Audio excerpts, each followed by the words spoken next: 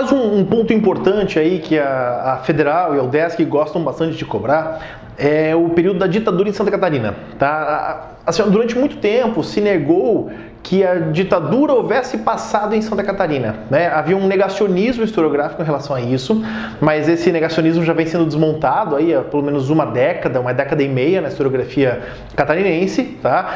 E eu tenho dois pontos específicos para falar sobre a ditadura. O primeiro é a Operação Barriga Verde, né? A Operação Barriga Verde ela é uma operação montada pelo Centro de Inteligência do Exército, específico para agir no estado de Santa Catarina, né? Porque Barriga Verde é um dos gentílicos que se chamava antigamente catarinense, né? Tem a ver lá com a roupa dos soldados no período colonial imperial, mas enfim. E essa operação ela é deflagrada em 4 de novembro de 1975. Tá? Ela é um reflexo direto do AI-5, né? O AI-5 é o Ato Institucional número 5, que entra em vigor em 13 de dezembro de 1968, né? Então prestem bastante para isso aqui, ó.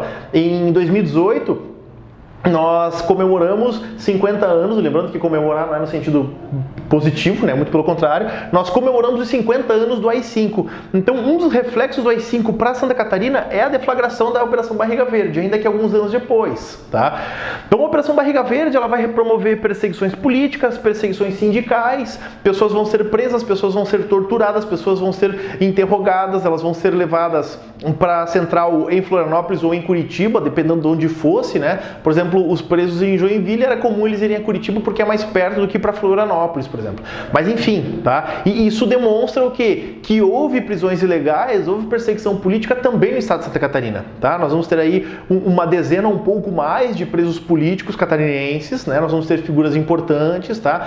A figura mais icônica disso tudo é o senhor Edgar Schatzman, né, que vai ser também então perseguido. O senhor Edgar passou um tempo na União Soviética, depois veio para Santa Catarina, tá? Então, entre outros, é claro, certo? Importante ainda da Operação Barriga Verde também, ó, é a conivência e o apoio de empresas privadas em relação a isso, tá, gente? Então, muitas pessoas elas eram presas, aí elas eram levadas para as empresas, elas eram torturadas, interrogadas em espaços das empresas. Isso não é uma realidade apenas em Santa Catarina, né? No Brasil como um todo. Nesse ano, por exemplo, a Volkswagen ela pediu desculpas oficiais ao Brasil. A Volkswagen da Alemanha mandou investigar as relações da Volkswagen brasileiras com o período ditatorial brasileiro. E isso é uma realidade que aconteceu também em empresas e em locais em Santa Catarina, tá? Então não é nada assim de diferente, né?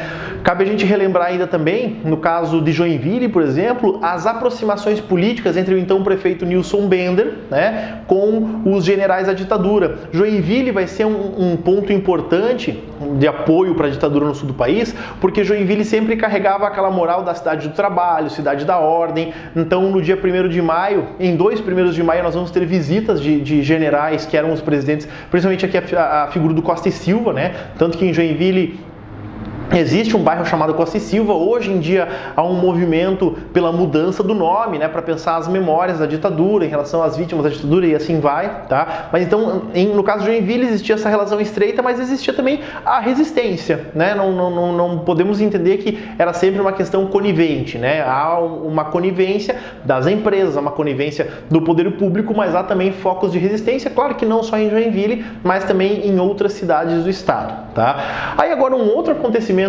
importante que a UFSC gosta bastante de cobrar também é a famosa novembrada, né?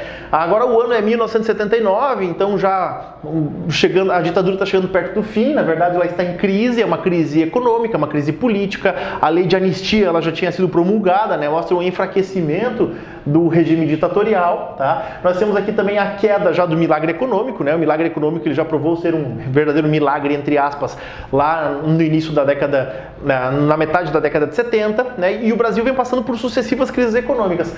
Tanto que aqui nesse ano de 79 nós vamos ter um aumento de 30% no valor da gasolina, né? Vai ser um impulso, claro, para a questão do álcool brasileiro, mas enfim, né? Então é nessa crise econômica, nessa crise política e social que o Figueiredo ele vem visitar Florianópolis, né? E o Figueiredo ele vem numa tentativa de reconstruir sua popularidade, construir a popularidade dos governos militares, mas ele vem também para inaugurar uma placa em homenagem ao Floriano Peixoto.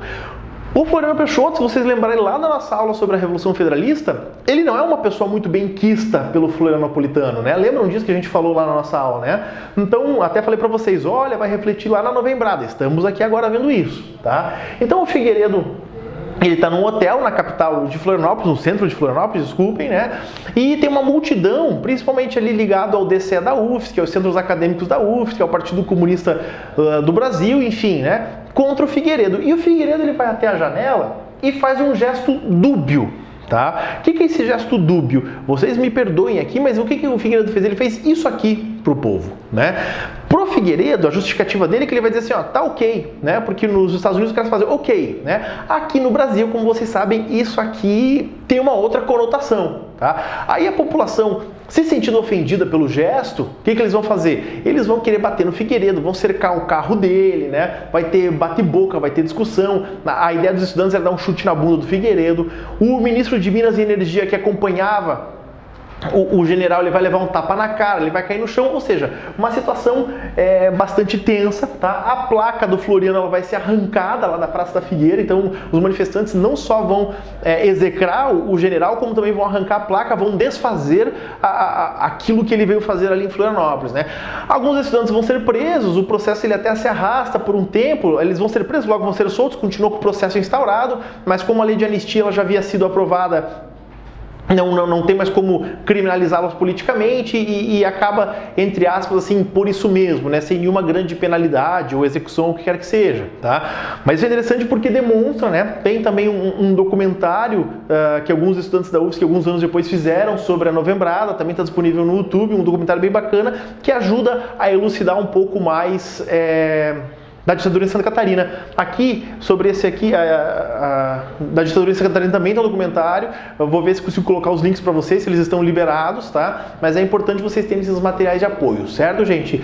Estamos aí fechando agora quase a nossa história de Santa Catarina, né? Temos mais 2 aulas e vamos em frente aí porque tá quase acabando, tá bom? Um abraço para vocês.